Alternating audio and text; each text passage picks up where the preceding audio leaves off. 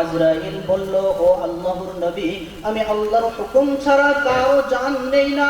হযরতে ইদ্রিস আলাইহিস সালাতু ওয়াস সালাম বলেন, ও আজরাইল, তুমি যাও যাও, আল্লাহর কাছে অনুমতি নিয়ে এসো। অনুমতি নেওয়ার পর আমার জানটা বার করে নিও।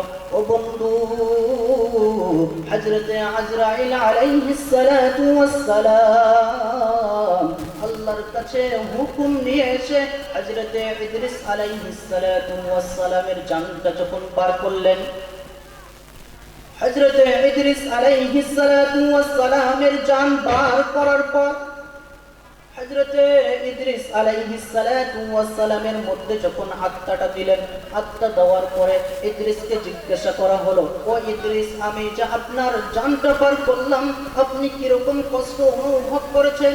ও দুনিয়ার জমিনের মানুষ, হযরতে ইদ্রিস বলেন, ও দুনিয়ার জমিনের মানুষ, শুনে রেখে দিও যে একজন দুনিয়ার মধ্যে যদি একজন জিন্দা মানুষের চামড়া তার শরীর থেকে ছিঁড়ে নামানো হয়, বলছে ওই ব্যক্তি যা কষ্ট পাবে আমি ইদ্রিস তার থেকে বেশি কষ্ট পেয়েছি।